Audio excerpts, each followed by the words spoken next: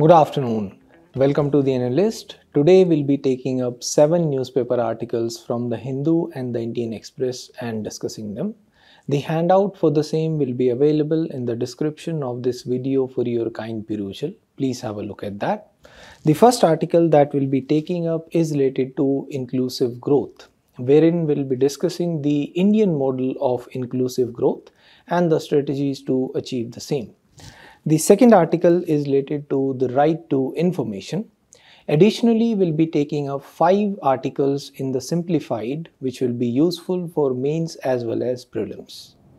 Now, the first article is related to inclusive growth. The context behind it is that a write-up appeared in the Indian Express written by the director of the Delhi School of Economics.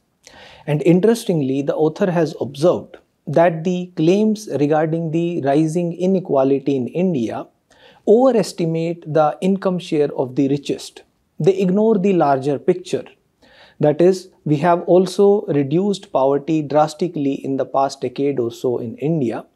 Therefore, he focuses more upon the inclusive growth, saying that inclusive growth will be critical for India to become an advanced economy, a developed economy by 2047.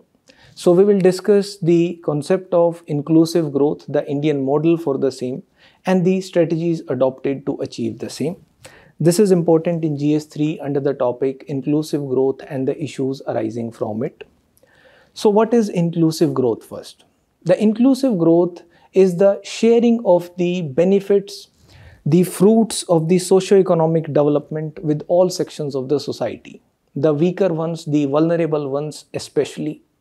As per the OECD, the inclusive growth means the creation of opportunities, the opportunities for all segments of the population, the distribution of dividends, the dividends of the increasing wealth, the increasing prosperity, both in monetary as well as non-monetary terms, and fairly across the society. As per the 12th five-year plan, it is the motto also that we need to aim for a faster, sustainable and a more inclusive growth. When we look at the numbers in India, as per the Inclusive Development Index, India stands at the 62nd place out of 74 economies. The Inclusive Development Index is published by the World Economic Forum.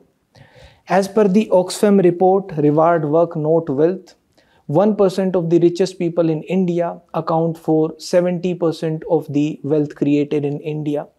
But when we look at the inclusive growth, it is not only in the monetary terms, but we need to look at the dimensions of inclusive growth comprehensively.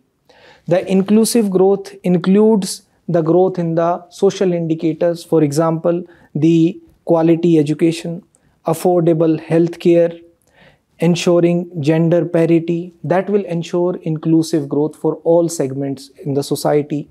Likewise, it includes economic growth as well. That is ensuring financial literacy, ensuring financial education, ensuring creation of enough employment opportunities so that growth benefits are derived by all. Likewise, it includes the political growth as well, which will come through ensuring zero corruption, by ensuring that the political growth can also be availed by everyone can participate in the democracy. Likewise, the environmental growth also needs to be more inclusive. For example, we need to ensure that the development is sustainable in nature. For example, if we go for mining in the forest areas, it causes environmental damage, and the burnt of the damage is suffered by the people who are residing there. For example, the tribal people, the forest dwellers and the indigenous people living there. So they need to be compensated for their loss, the loss of their livelihoods. Likewise, zero waste generation, ensuring a circular economy, that will ensure more inclusive growth. Likewise, the inclusive growth means that all the stakeholders, their interests also need to be taken into account, whether it is the government, whether it is the private sector, the NGOs, the civil society, etc. All of them are the stakeholders in a society. Now, why do we need inclusive growth in India? Because we need to overcome the problems of poverty, inequality and unemployment. When we talk about poverty, we need to perform well across the multidimensional poverty indicators, which include the broad headers of education, health, and the standard of living. When we look at the performance of the indicators which are also indirectly related to the poverty and wealth and prosperity, India does not perform very well. For example, in the Global Hunger Index, India is ranked at 105th position out of 127 countries. Likewise, World Happiness Index ranks India at 126th position out of 143 countries, and it is indirectly related to wealth and prosperity as well. Likewise, in the Human Development Index, India is ranked at 134th position out of 193 countries. When we talk about the inequality, we need to first understand the measures we use to measure inequality. Broadly, they are the Gini coefficient and the Lorenz curve. The Lorenz curve gives the cumulative share of income for a percentage of households in an economy. For example, if the Lorenz curve is at 45 degrees, that is the perfect line of equality, then 50% of the households in a country will account for 50% of the total income in that economy. But if the Lorenz curve is below this line of equality, then there will be inequality. For example, here 20% of the households will have only 5% of the total income in the economy, whereas 90% of the households will have only 55% of the income in that economy. Another indicator regarding the measurement of inequality is the Gini coefficient. The Gini coefficient is measured by this area, that is the ratio of this area A divided by A plus B, this area. When the Gini coefficient is 0, that is this area A is 0, that is the Lorenz curve is coinciding with this line of equality, then there is perfect equality in that economy. When the Gini coefficient is equal to 1, it leads to perfect inequality. Now, when we look at the inequality in India, the top 1% people, they account for 23% of the income and 40% of the wealth generated. And when we look at the gender inequality especially, as per the Global Gender Gap Index, India ranks at 129th position out of 146 countries. Likewise, there is a wage gap also between men and women. As per an ILO report, women are paid 34% less wages as compared to men for the same work. Likewise, in agriculture as well, the women account for more than 40% of the agriculture labor, but less than 2% of women actually own land in agriculture. Likewise, there is a problem of unemployment. As per the Periodic Labor Force Survey 2023, about 28% of the graduates in India are unemployed. Now, what are the UN goals regarding the inclusive growth? There are the Sustainable Development Goals which also strive for inclusive growth. For example, the goal number 1, which aims to end poverty in all its forms everywhere by 2030. The SDG 2, which aims to eliminate hunger by 2030. The SDG 3, which aims to reduce the maternal mortality rate and the infant mortality rate. The SDG 4, which aims to provide for education, that is free, equitable and quality primary and secondary education for the boys and girls, and the equal access to affordable and quality technical vocational education for men and women. The SDG 9 aims for developing quality, reliable, sustainable and resilient infrastructure promoting inclusive industrialization. Likewise, the UN Conference on Trade and Development provides for the Inclusive Growth Index. There are the 4 pillars of Inclusive Growth Index, that is the growth in the economy, the betterment in the living conditions, the promotion of equality and the sustainability with respect to environment. Now, what is the model of inclusive growth in India? As per a policy paper of the Niti Aayog, there are 3 pillars on which the Bharatiya model of inclusive growth is based.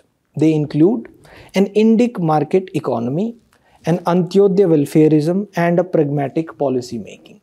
What is an Indic market economy? It means that India does not have a classical laissez-faire economy. We do promote the private businesses, the taking up of the initiatives by the private sector and promotion of competition in the private sector, as they are treated as the drivers of growth. At the same time, the government monopoly over the resources is discouraged, because the government monopoly over the resources leads to inefficiency, as our own experience has shown. Therefore, the motto is minimum government, maximum governance. But that does not mean that the only private sector is promoted and the government is withdrawing from the economic space. There is the welfare economics as well, whereby the public goods, they are provisioned for by the government. That is, the sectors where the private sector is unwilling or unable to enter, they are provided for by the government. For example, the financing of infrastructure, building of infrastructure, and also the externalities, they are incentivized and disincentivized by the government.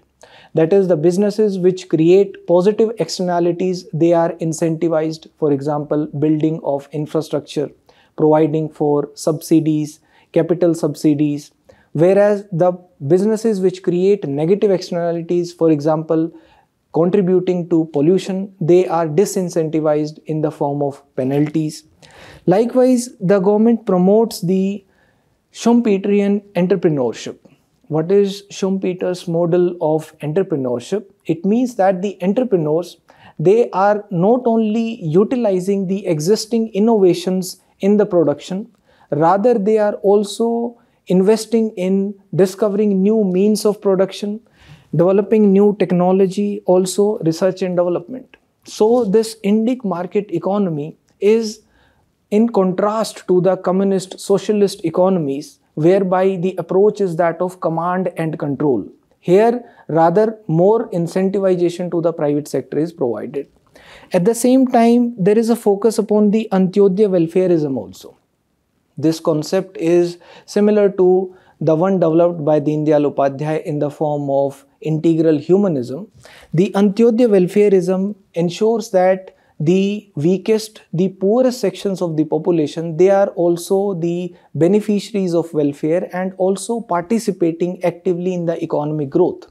And our model of Antyodaya welfareism is a direct competitor of the European welfare state.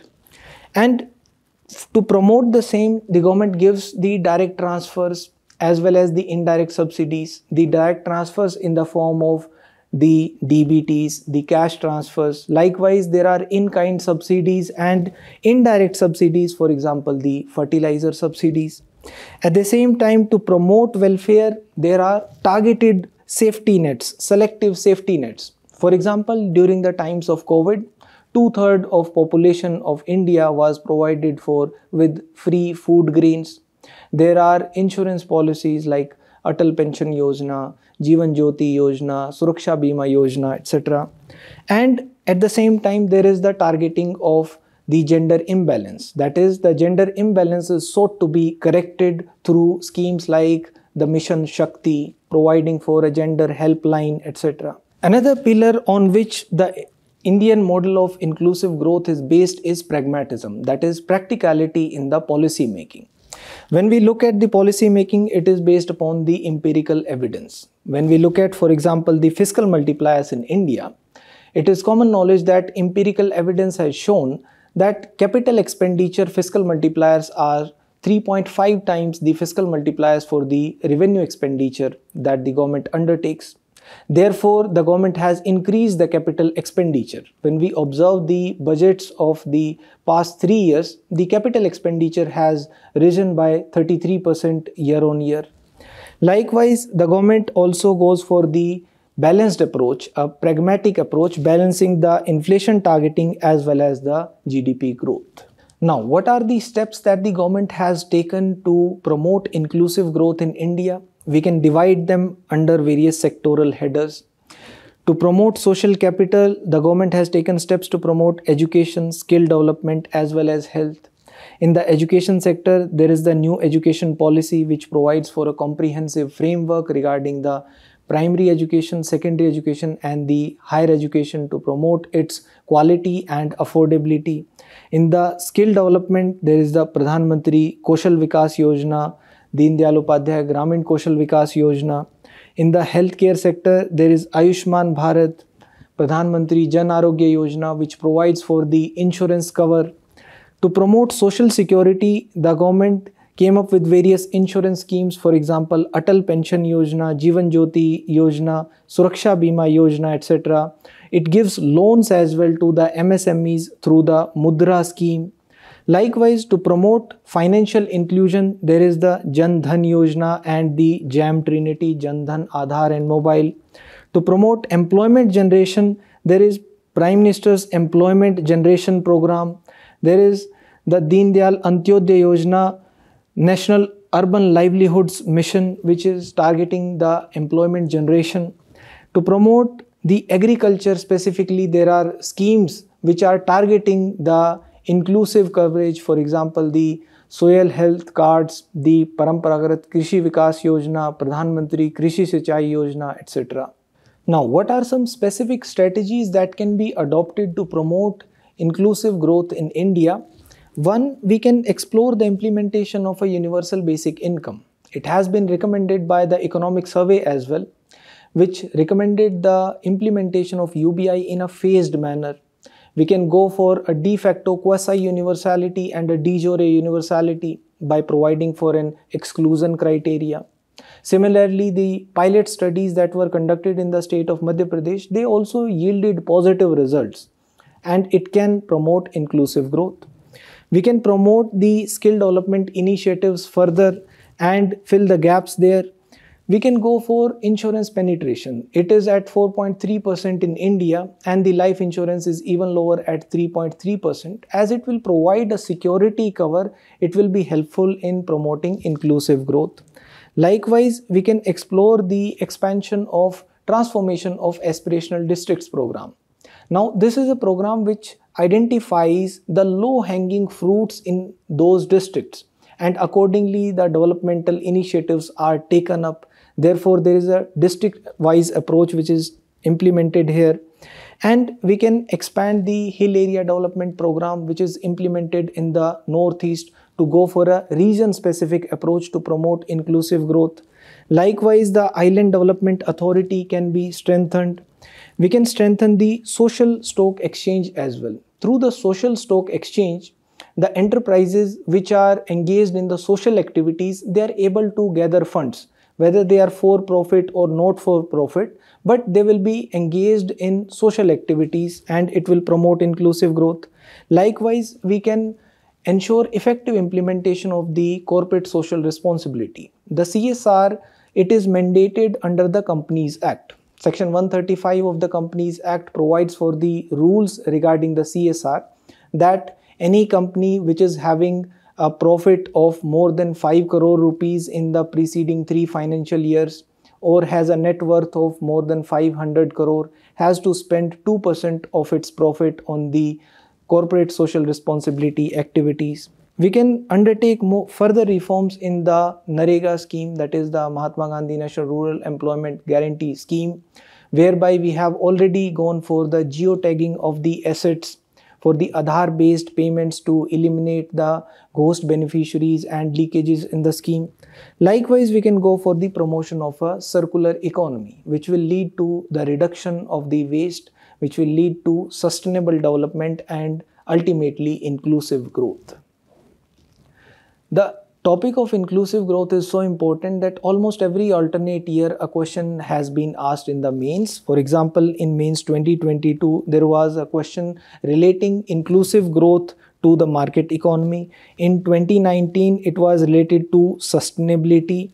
In 2017, it was asked as a broad question regarding the salient features of it and asking for the suggestion of the measures. So please try to write such answers. There is a mains practice question also. Inclusive growth is central to India's developmental agenda, aiming to ensure that the benefits of economic progress are shared by all sections of the society. Analyze the Indian model of inclusive growth and the strategies adopted to achieve it.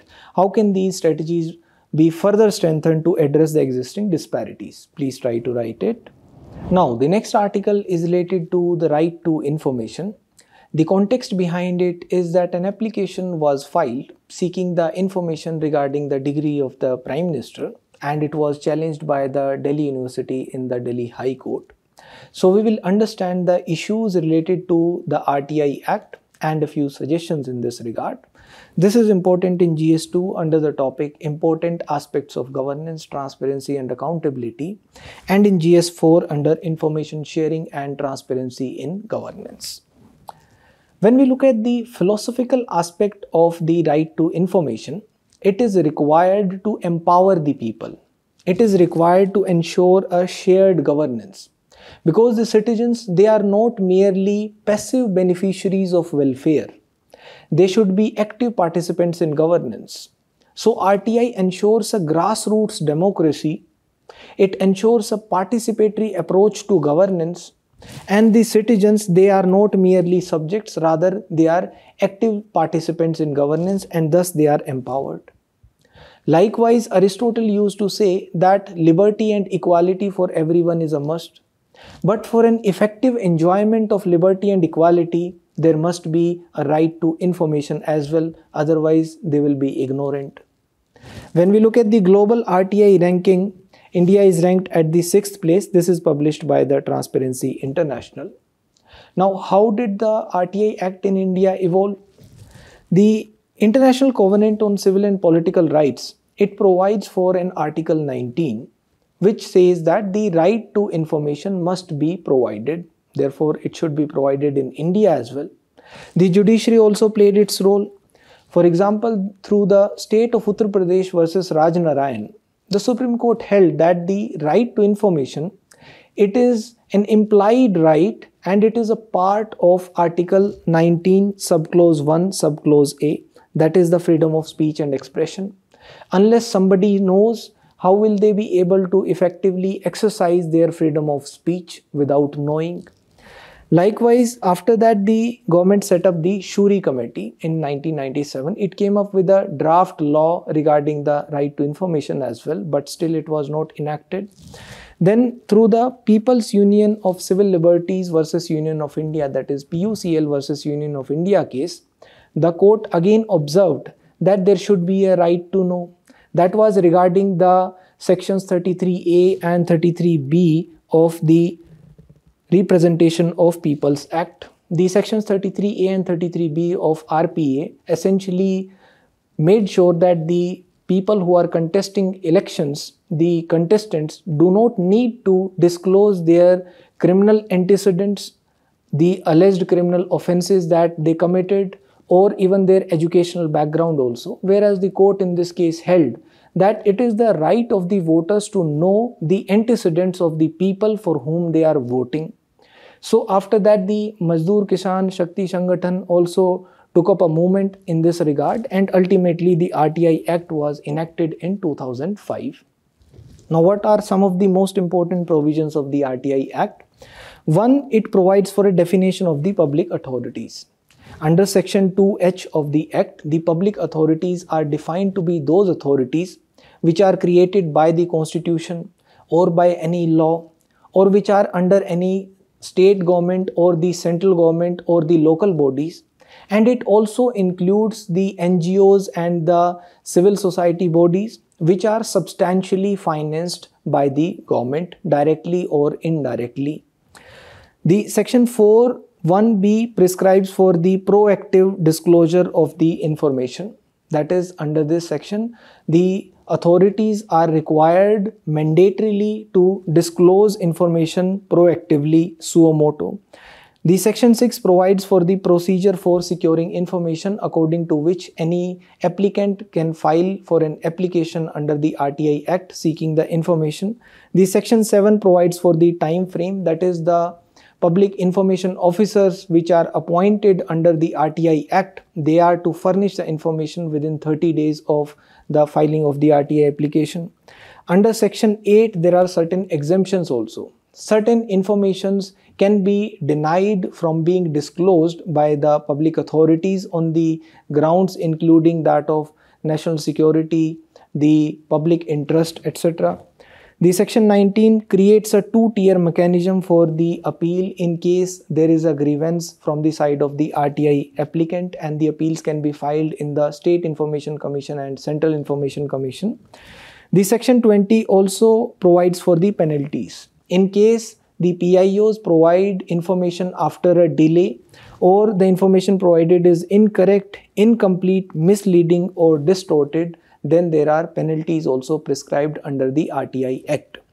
Additionally, the Section 23 of the RTI Act bars the lower courts, that is the district courts, from entertaining the applications or the cases related to RTI, but it does not bar the writ jurisdiction. That is, still the writs can be filed in the High Court under Article 226 or under the Supreme Court under Article 32 regarding the RTI. The RTI Act 2005 has undergone an amendment as well in 2019, which has allegedly affected the independence of the information commissioners. For example, the 2005 Act provided that the tenure of the information commissioners at the central and the state levels shall be for 5 years, whereas now the central government shall notify the term of the office. Likewise, the salary of the information commissioners was fixed earlier. As per the 2005 Act, the salary at the central level for the CIC was equivalent to the Chief Election Commissioner, and the salary of the Information Commissioners was equivalent to the Election Commissioners. Likewise, at the state level, the salary of the SIC was equivalent to the Election Commissioners, and the Information Commissioners were equivalent to the Chief Secretary. But now it will be determined by the central government. Likewise, there were earlier provisions related to deductions. For example, the retirement, pension benefits, etc. Now the new Act has removed such provisions. Now, what are the other issues related to the right to information? One, there is a high rejection rate. That is, the RTI applications are rejected by the PIOs.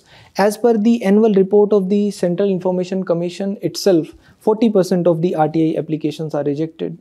Likewise, the Supreme Court observed in the case of RBI versus Jayantilal Mistry in 2015 that public authorities, they evade the access to rightful information which should be available under the domain of the RTI Act.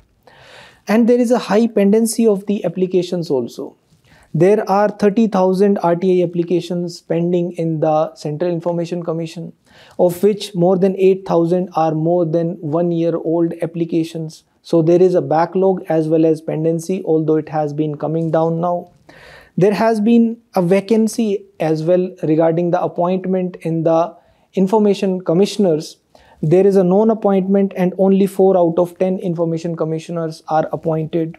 There is a killing of the RTI activists. There is violence against the RTI activists as observed by the RAG study and also by the Commonwealth Human Rights Initiative, which observed that about 84 people, RTI activists, were killed ever since 2005.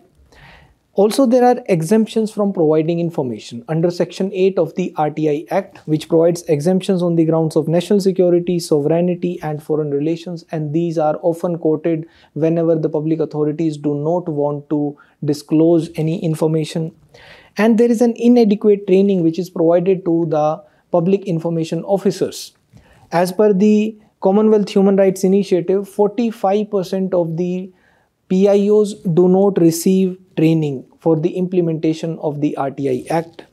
There has been a dilution of the provisions of RTI as well. For example, we just discussed the amendments that were done in 2019 which affect the independence of the information commissioners. There is the usage of Official Secrets Act as well to deny information. It is used as a blanket by the public authorities to deny information. There is simultaneously a misuse of RTI as well. For example, in the CBSE case in 2011, the Supreme Court observed that we do not want a situation where 75% of the public servants are devoting their time to RTI. A majority of their time is devoted to the RTI. In 2019, the Chief Justice of India observed that there is a growth of RTI industry in India. The RTI activism is now becoming a profession in India, and there are issues of blackmail and extortion as well. So we need a review of the RTI Act itself, and we can explore the inclusion of the locus standi in the RTI Act. That is, why are you seeking that information? What is your locus standi in this matter?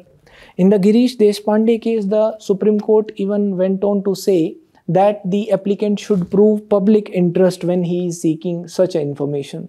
Another aspect is the inclusion of the NGOs under the RTI. In the DAV College case in 2019, the court said that yes, the NGOs which are substantially financed by the government will be treated as public authorities under Section 2H of the RTI Act.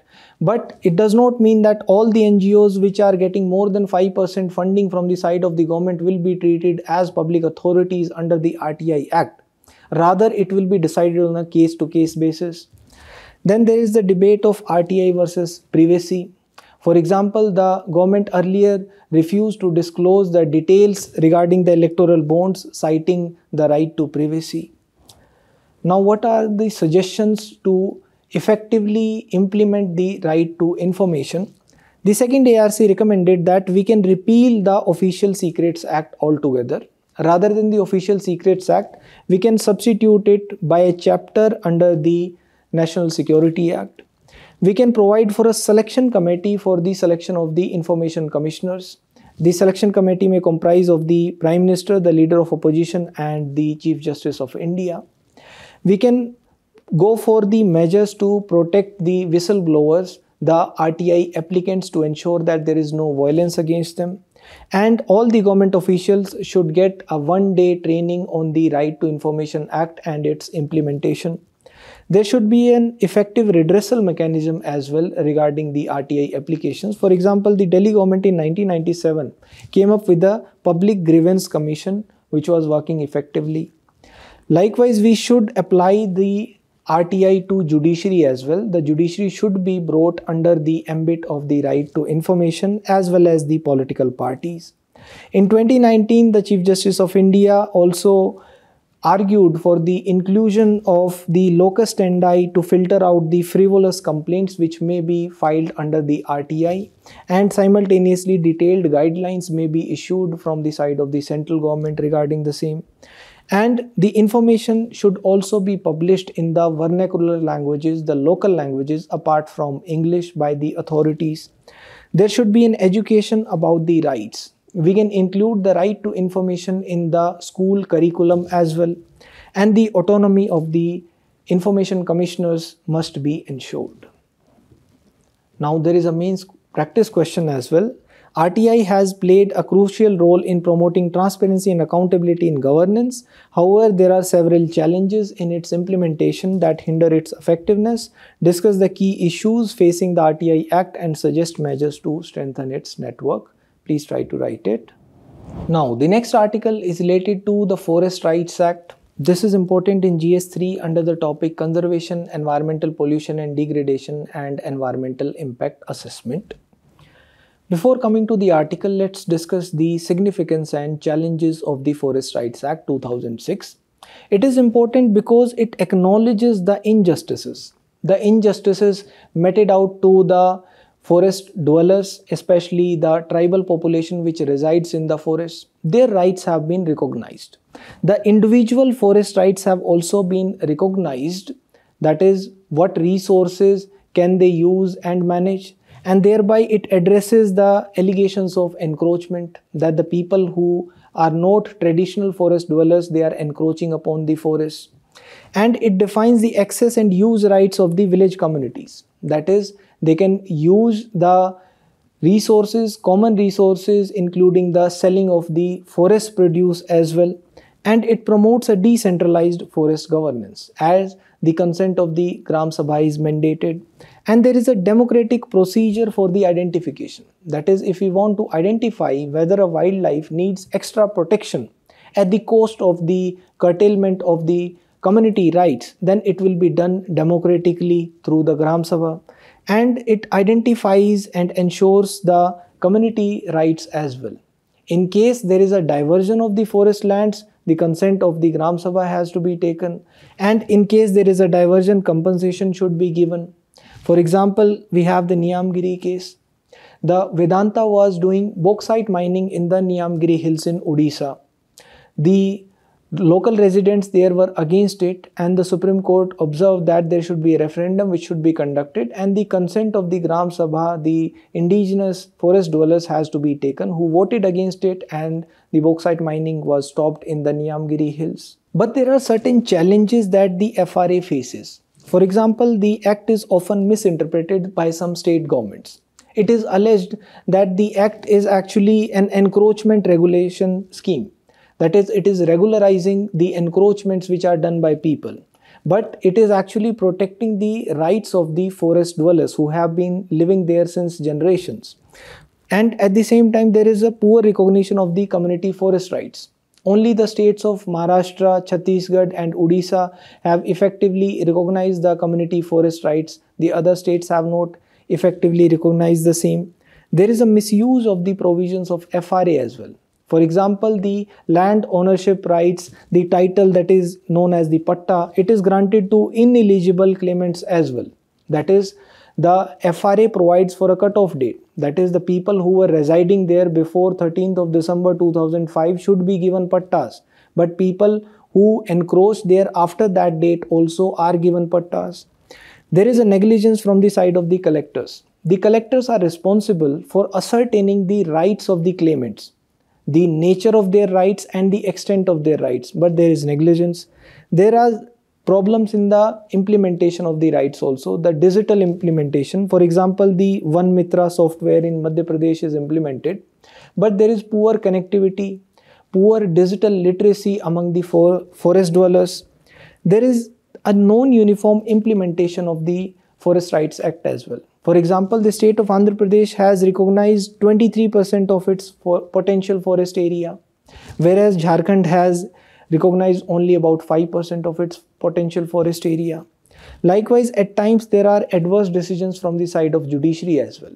For example, the Madras High Court ordered that there should be a ban on the cattle grazing in the forest areas in Tamil Nadu, whereas the forest grazing, the cattle grazing is allowed under the Forest Rights Act in the protected areas.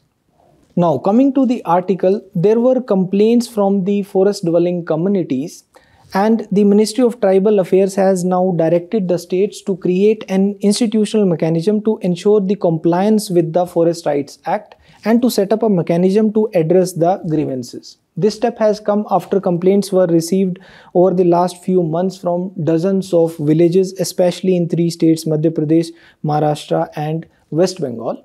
And the Ministry of Tribal Affairs has noted that the Section 4 Subclause 2 of the Forest Rights Act explicitly provides the safeguards. These safeguards make it imperative to obtain free and informed consent of the Gram Sabhas in writing for the relocation, and this law also provides for settlement rights in the areas where the settlement is proposed. Now, this lack of the rights, it is not new. It has been there since the colonial times. For example, there were injustices which were faced by the forest dwellers in the British India as well, who practiced the principle of eminent domain. That is, the ruler is the owner of all the forest lands, and therefore they enacted the Forest Act 1878. Through this act, the tribal dwellers, the forest dwellers were displaced and disenfranchised from their own land. Simultaneously, the British imposed a ban on the shifting cultivation because they treated the forest as a resource for timber. Even post-independence as well, they got their rights after quite a fight. For example, India first went for the integration of the princely states after the independence. And in this hurried integration, India declared the forests as the state property initially, without ascertaining the rights of the people living in those areas. And there was an unregulated leasing of the forest lands also through campaigns, for example, the Grow More Food campaign. And it led to displacement of people also. The infrastructure projects also led to displacement. The infrastructure projects like the building of dams in the forest areas. And simultaneously, there was the enactment of the Protection Acts, Wildlife Protection Act, Forest Conservation Act, which were also on the lines of the eminent domain principle only.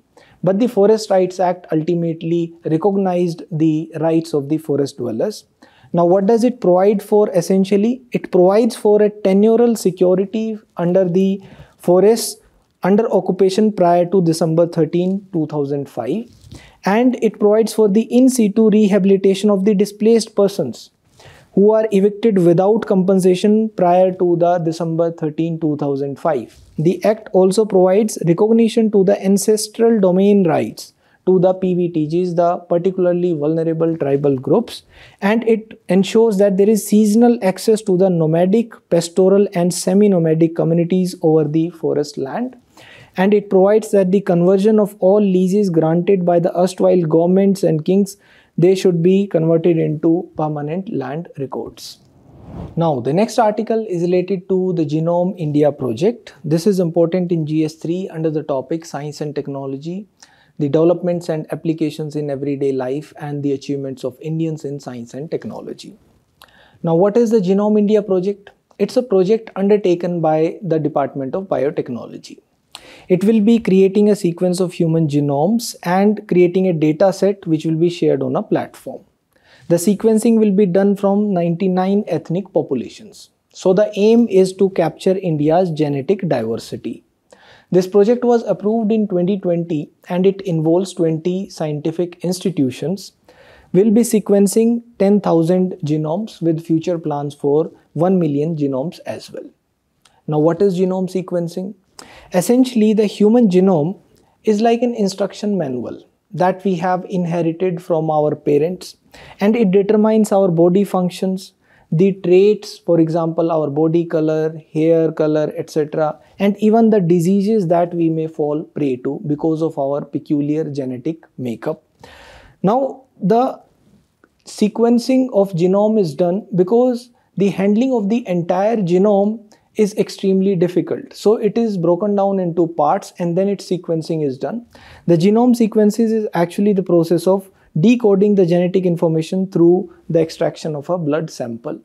Now, how does the creation of this database of human genome sequencing help? It will help us in identifying the genetic risk factors, the risk for the diseases, and will be able to develop the therapies and the diagnostic treatments as well and effectively treat the diseases. Likewise, we'll be able to identify the new genetic variants. Already 135 million variations are found and 7 million are unique to India. The creation of this dataset will help us in understanding the disease prevalence by the frequency of genetic variations. For example, the MYBPC3 mutation, it is rare globally, but it is prevalent in India. 5% approximately Indians have this mutation and it leads to the cardiac arrest at a young age. The database will also help us in identifying rare diseases and it will support the gene therapy development as well. Plus, it will be helping us in identifying the resistance genes to make certain medicines and anesthetics ineffective. Now, the second phase of this project will involve the sequencing of genomes of individuals with specific diseases so that we are able to come up with cures for them, and we'll be able to compare the diseased genomes with the healthy ones to identify the responsible genes so that in future we can explore gene editing as well. Likely diseases to study will involve cancer, diabetes, neurological diseases and the rare Indian diseases as well. Now, how will this data be shared? This data will be having a managed access. That is, the human genome sequencing data will be available to the Indian researchers partnering with the department, and the scientists must respond to the calls for proposals and collaborate with the government-funded research. This data will be anonymized. That is, there will be double-blinded process which will ensure privacy. We won't be able to identify whose genetic makeup, whose genome we are studying, and the security of the sensitive data will be maintained. There are other global projects also which are similar to the India Genome project. For example, the UK has the 1 lakh genomes project that is launched in 2018. There is one B1MG project in Europe, that is a European 1+ million genomes project that is taken up across 24 countries in Europe. Now, the next article is related to the urea and the success story of urea. This is important in GS3 under the topic farm subsidies. Now, the author notes that the production of urea in India has increased. It has increased from 22 million tons in 2011-12 to 31 million tons in 2023-24. Whereas the import of urea has reduced. It has fell from 7.8 million tons and it is expected to be below 5 million tons in 2023-24. So there is a push for self-reliance in the urea production, that is a push for Atmanirbharta in the urea production. Therefore, there are some greenfield projects in this regard as well. There are 6 new plants that are being set up. Now these plants, they will be more energy efficient. The new plants, they will be using 5 gcal per ton, whereas the older plants, they used more energy for the production of urea. The locations of these plants will be in the eastern Uttar Pradesh, West Bengal, Bihar, Jharkhand and Telangana. There are 2 entrants of note, that is the Matix Fertilizers, which has about 20% market share in the eastern India, and it is also the sole urea producer in West Bengal. And there is the Talcher plant, which uses a coal-based feedstock, and the coal that it gets is indigenous coal from the Talcher mines, and there is a 25% blend with the petroleum coke as well. Now, the debate is whether we should produce urea or import urea, because the landed price of imported urea is about $370 to $400 per ton. It excludes the transportation cost, whereas the total cost for domestic urea is about $490 per ton, which includes the fixed cost and the gas cost as well. So it is cheaper to import urea than produce urea domestically, but the import costs also rise with the transportation and handling, because they also have to be transported from the ports to the hinterland as well. And the domestic production has other benefits. For example, it will boost the employment and it will boost the economic activity in the region also. So what does the author suggest? He suggests that we can go for a make strategy in the northern and the eastern India. That is, we can produce domestically urea in the northern India and the eastern India, whereas we can go for the import strategy, buy strategy for the western India and the southern markets, because there the transport costs will be lower.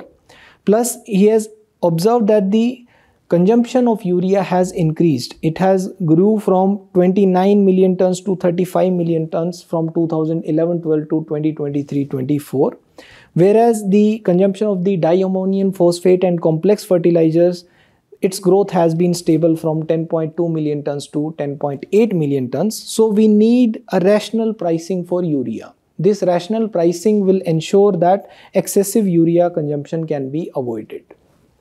Additionally, there are 2 concepts. One is nano urea and another is urea gold, that you should know for prelims. The nano urea is actually urea in the form of a nanoparticle. That is, it is the desirable particle size of about 20 to 50 nanometers and it has more surface area. The nano urea is produced by IFFCO, that is the Indian Farmers Fertilizer Cooperative.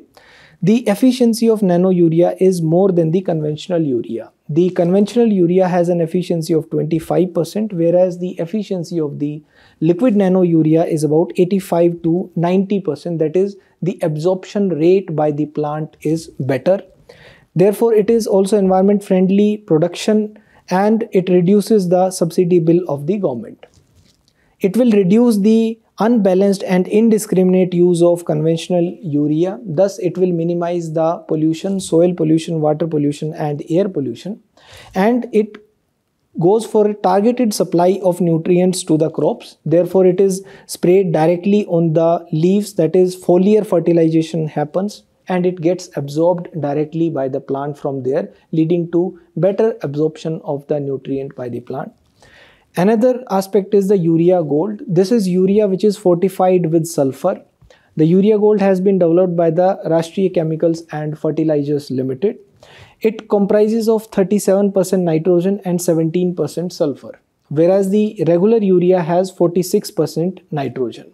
So this urea gold will also address the sulfur deficiency which is there in the Indian soils, and sulfur is especially needed for the production of oil seeds and pulses. So therefore it will also enhance the nitrogen use efficiency, because there is a coating of the sulfur on the urea. Because of this coating of sulfur, there is a gradual release of nitrogen and it will be absorbed effectively. Now, the next article is related to rat hole mining. This is important in GS2 under the topic governance. Now, what is rat hole mining? It involves the digging of small tunnels. They are usually 3 to 4 feet deep only, and they are used for the extraction of coal from such rat holes. Now, it can be done either through side cutting or through box cutting. The side cutting involves the digging on the hill slopes and it follows the visible coal seams. Whereas the box cutting involves the digging of a pit first. A circular or a square pit is dug, and this can be up to 400 feet deep, and then it involves some horizontal digging as well to extract coal from such seams. Now, there are certain hazards with this rat hole mining. It may lead to asphyxiation. There is less supply of oxygen, poor ventilation in the rat holes, which leads to the death of the rat hole miners due to lack of oxygen. It may lead to the collapse of mines as well, because the walls of the rat holes, they are not as strong. The rat hole mines, they can just cave in and the miners will be buried underneath. It may lead to flooding as well. If water seeps into the rat holes, then it will lead to the flooding of the rat hole mine. Now, why is the rat hole mining banned in India? In Meghalaya, it comes under the 6th schedule area. There is limited government control because the Coal Mines Nationalization Act does not apply there. The owners of the land are also the owners of the minerals beneath the land. They go for the rat hole mining. And there are unsafe conditions, for example, the high risk of asphyxiation, mine collapse and flooding. There is the environmental damage which is caused because of the land degradation, deforestation and the pollution of the water. It leads to the acidification of rivers as well, for example, Lukha and Mindu. And the illegal mining continues, which leads to more fatalities. Now, the NGT banned the rat hole mining in 2014 because there were concerns raised by the environmental and human rights activists, and the Impulse NGO and other organizations. They highlighted the issues of human trafficking and child labor as well. More than 200 children were found working in the mines in the East Jaintia Hills in 2013. But it still continues. Why? Because the coal seams in Meghalaya, they are thin. They make rat hole mining more viable than the open cast mining. And the estimated reserves are also sufficient. It is more than 500 million tons of low ash, high sulfur coal. Plus, there was a pressure on the state government for legal mining resumption, and in May 2023, the Chief Minister there announced the approval of mining leases for scientific mining. So what can we do? We can go for the scientific mining which aims for minimal environmental impact and the legal compliance. But still there are concerns because the profit-driven motives, they will be undermining the sustainable mining efforts. Now the next article is related to the Morh Tunnel. This is important in prelims regarding the current affairs of national and international importance. This tunnel is a 2-lane tunnel between Gagangir and Sonmarg. It is known as the Morh Tunnel because of a Z-shaped road section near the construction site. Now, why do we need this tunnel? Because it is at an altitude of 8,500 feet and it is prone to the snow avalanches. Whenever a snow avalanche occurs, the road to Sonmarg becomes impassable during the winter season especially. Now, what are the features of this tunnel? It is about 6.5 kilometers long and it will ensure that 1,000 vehicles will be able to pass through the tunnel in an hour, maintaining a speed of maximum 80 kilometers per hour. There is no toll tax which has been imposed for the usage of the tunnel. And there is a parallel escape tunnel as well and a ventilation tunnel as well to ensure there is no asphyxiation in the tunnel. The tunnel also uses the intelligent traffic management system to ensure there are no traffic jams in it. It is also strategically important because it will ensure an all-weather access to Sonmarg, and therefore it will also improve the year-round connectivity to Ladakh. Plus, it will be important to ensure the movement of military personnel to border areas more easily. And it will work along with the Zojila tunnel which lies to its east in improving the military's capabilities along both the line of control as well as the line of actual control. Thank you.